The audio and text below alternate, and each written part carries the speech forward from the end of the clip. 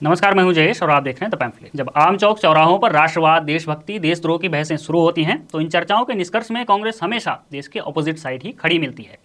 जैसे जैसे देश आगे बढ़ रहा है, कांग्रेस अपनी इस छवि को और मजबूत करती जा रही है। कैसे?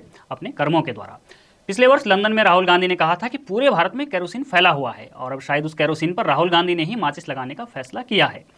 सुप्रीम कोर्ट में आर्टिकल 370 पर बहस चल रही है, जहां मुख्य न्यायाधीश डीवाई चंद्रचूड़ की अध्यक्षता वाली 5 न्यायाधीशों की संविधान पीठ सभी पक्षों की दलीलों को विस्तार से सुन रही है। सभी को पूरा मौका भी दिया जा रहा है। वहीं कपिल सिब्बल तो लगभग सुनवाई के 2.5 दिन तक बोले। कांग्रेसी हैं, लिहाजा ये बताने की आवश्यकता नहीं है कि वे क्या बोले होंगे। परंतु बुधवार को पूर्व केंद्रीय मंत्री और कांग्रेस नेता मनीष तिवारी दलील देने आए थे, वो भी इंटरवेंशन के जरिए। बताया कि अरुणाचल प्रदेश के किसी पूर्व मंत्री या नेता के बिहाफ पर बोलने आए हैं। तिवारी ने सुप्रीम कोर्ट में कहा कि आर्टिकल 370 और 371 एक जैसे हैं। सरकार ने 370 को खत्म कर दिया, जिसके परिणाम स्वरूप जम्मू कश्मीर का विभाजन हो गया और ऐसी संभावना है कि ये आर्टिकल 371 को भी खत्म कर सकती है, जिसमें नॉर्थ ईस्ट के राज्यों के लिए विशेष प्रावधान है।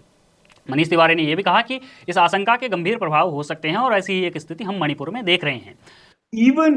Even a slight apprehension in the periphery of India can have serious implications. And your lordships are currently dealing with one such situation in Manipur, and I will not belabor that point further. अब जैसे ही उन्होंने ये कहा, केंद्र सरकार का पक्ष रख रहे सॉलिसिटर जनरल तुषार मेहता ने तुरंत कड़ी आपत्ति जताई। उन्होंने कहा कि तिवारी एक गंभीर शरारत कर रहे हैं। सॉलिसिटर जनरल मेहता ने मनीष तिवारी के इस सबमिशन के लिए शब्द यूज किया, potential mischief. This submission would have a very potential mischief, and therefore I am interrupting and making it clear. Let us confine to a temporary provision for Jammu and Kashmir.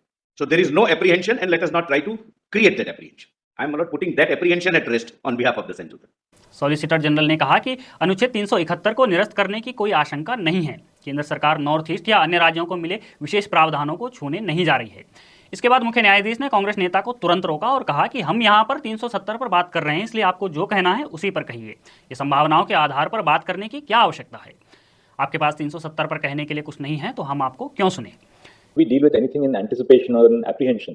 We are dealing with a specific provision, namely Article 370, which was applicable or is applicable according to you to the Jammu and Kashmir. We don't have to really expand this ambit on what the impact of our interpretation would have on other provisions of the Constitution. Justice Kaul ने भी साफ कहा कि अनुच्छेद 370 और 371 के बीच कोई समानता नहीं है। इसके बाद मुख्य न्यायाधीश ने तुरंत ऑर्डर लिखवाया और ये एप्लीकेशन रद्द कर तुरंत इस मामले को बंद कर दिया।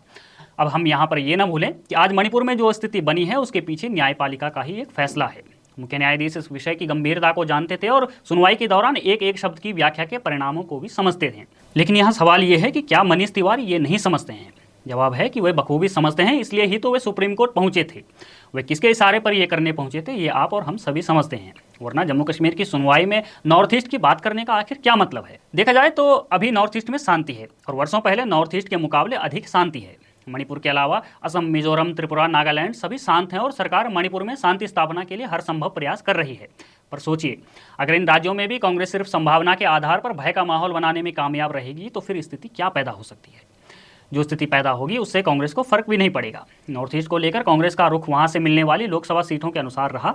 सीटें नहीं तो विकास से क्या फायदा? आज जब वहां के लोगों ने कम समय में बड़े स्तर पर विकास देखा तो नॉर्थ ईस्ट के लोग भी अपनी पिछली स्थिति के लिए कांग्रेस को जिम्मेदार ठहरा रहे हैं। हालांकि मणिपुर के मुद्दे से कांग्रेस को यह भी समझ में आ गया है कि इससे नॉर्थ ईस्ट के अन्य राज्यों में फर्क नहीं पड़ रहा है, लेकिन राष्ट्रीय स्तर पर एक नैरेटिव जरूर बनाया जा सकता है।